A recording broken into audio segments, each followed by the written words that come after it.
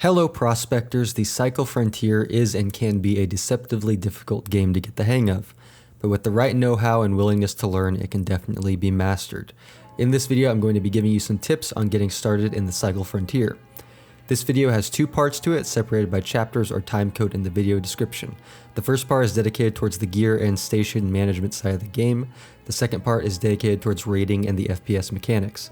So if you care about one of these things more than the other, feel free to skip around, but otherwise, let's get into the video. Gear is the most important thing in the Cycle Frontier. Without it, you're going to be going into raids naked, afraid, and pretty much useless. So I'm going to give you some tips on how I manage my loot and what I believe is the best starting path for most players. First up is crafting. Starting out and really going forward through the whole game, crafting is something I feel not very many people focus on or talk about, but it's a huge money saver. It's also one of the few ways to access the higher tiers of armor and gear in the game in general. A lot of people are going after Osiris rep right now because they have the better med pens, but if you do a quick run through the swamp, grab some bright cap mushrooms, water weed filaments, and old medicine, congratulations, you've just crafted 5 green stems. Much more cost effective than buying them for 3,000 K marks after completing several Osiris quest chains. I'll get to this more in the rating section of the video, but make sure you take a look at the crafting recipes and have your eye out for the various materials in the game. Don't look at these random things as junk. Everything is a money saver and can be turned into something else to increase your profits in one way or another. Next up is the hideout. Ah yes, the hideout, or quarters as it's called in the cycle. This is your passive K-mark / aura maker and gear influx. Also very important, especially if you struggle with the PvP side of the game. Your quarters are the backbone of your character in a lot of ways. It increases your safe pocket size, or as I like to call it, butthole size, along with your stash size so you can carry more loot and materials for crafting. I highly recommend prioritizing this equally with upgrading the factions, if not more. While crafting is important, the hideout will keep you afloat if you have a bad string of luck. I personally recommend upgrading your supply crates first, as these will drop you better and better loot as you upgrade them to help keep you afloat. Just remember, in order to reach the different tiers of upgrades, you need to upgrade your whole hideout level as well, so keep an eye on that too.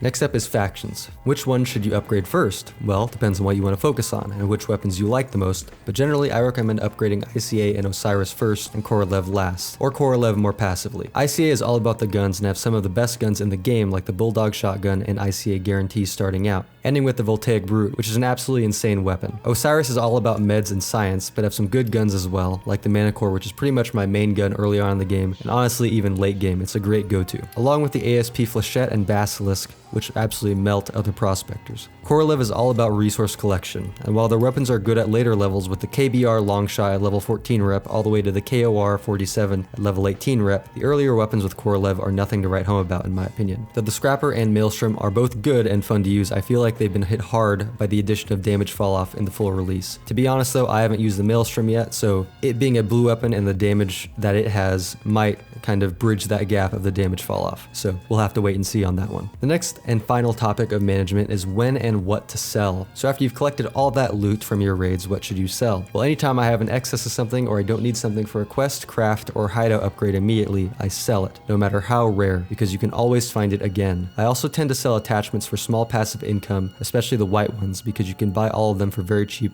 from stockpile. That's it for the basics of management. I hope this management portion of the video helped you out. If you have anything to add on or questions, feel free to leave that in the comments below. I would love to grow this community into one that helps each other. I also have a Discord that I'm currently growing and I would love to see you there. Otherwise, let's get into the more action-packed portion of this video, raiding.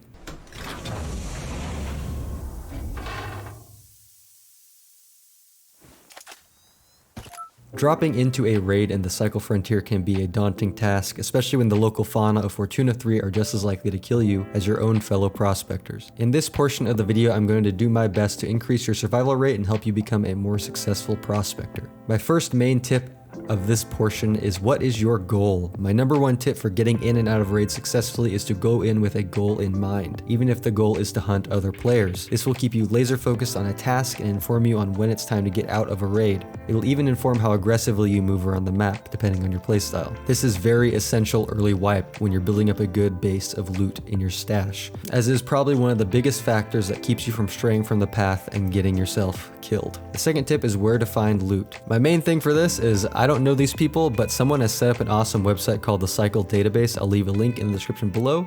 There are 2 Twitch channels that are linked on the site as well, to Dilbo, Dabgins, and Rufio's Twitch channels, so I imagine they're the ones who set it up. I use this site myself if I'm looking for something specific. Otherwise, any name location on the map will have different types of loot.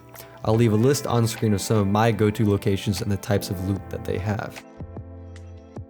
The next main tip is sound. Sound, which is a little iffy at times right now in the cycle, plays a huge part in raiding. Firing a gun can be a death sentence equally as much as alerting a flock of birds, a strider, or a rattler. I highly recommend you take the time to learn how to be quiet, especially if you're a solo player like me. If you're playing with friends, especially a full squad, you can probably afford to make a little bit more noise, but learning what the various sounds are in this game, especially the gun sounds in this game, are very important. I really hope Jaeger adds a shooting range into the game. For now, try to pay attention to what the different guns sound like of the people you foam or are foamed by. Probably the biggest portion of this whole rating and FPS area of this video is your mental game. A player's mental game is much more important than a player's aim or reflexes with any weapon in any FPS. Decision making and thinking on your feet are key to winning any engagement, especially against an opponent who has a higher gun skill than you. My general top 3 rules of thumb for mental game are: never push into an unknown situation, hold the high ground when you can, and reposition unpredictably. I always try and think about what another player is about to do when I get into an engagement with them, or if I even see them in the distance. Treat the gameplay more like a mental chess game rather than who can kill the other person faster. It's much better to wound another player and back off rather than wounding them and pushing into an unsafe angle where your opponent has the advantage and you risk getting yourself killed. Also, don't be afraid to run. If you're losing a fight, better to leave and get out with your loot than lose everything. The last topic of this FPS rating area of the video is gun skill. While mental game is more important and will actually increase your gun skill itself,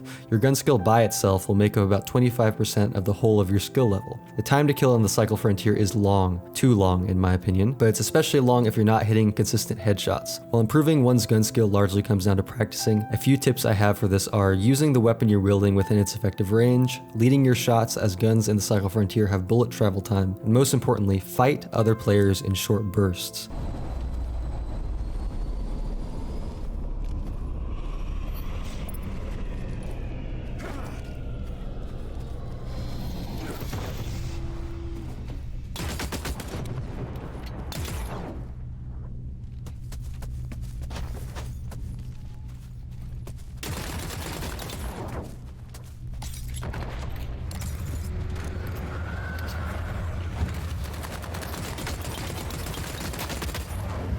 Got him. By default, without a magazine extension, the starting weapons have a low ammo capacity, so sticking near cover and burning your opponents down slowly, unless you get a big opportunity to open up on them, is ideal. Always have a cover to duck back into in order to reload, because with the lower tier weapons, you're probably going to be doing that quite a bit, unless you get a good burst of shots on your opponent and manage to kill them in one mag. I would avoid using these starter, white shotgun, and SMGs in general as primary weapons, as their damage fall off is very immediate and are ineffective at ranges past a few meters. They are great secondary weapons though. My favorite beginning guns are the Manticore and AR-55 with the 2x scope on both of those, and stability attachments of course. Both of those weapons provide the most versatility across all the starter weapons starting out. If you made it to the end of the video, I thank you for watching it all. If you did, as I said earlier, if you have anything to add on, let me know that in the comments. If you like the video, leave a like and subscribe. I also stream on Twitch, which is where I get all the footage for all, if not most of my videos. So if you want to see these clips and videos kind of happen live, a link to my Twitch is in the description below. Otherwise, I'll see you in the next one.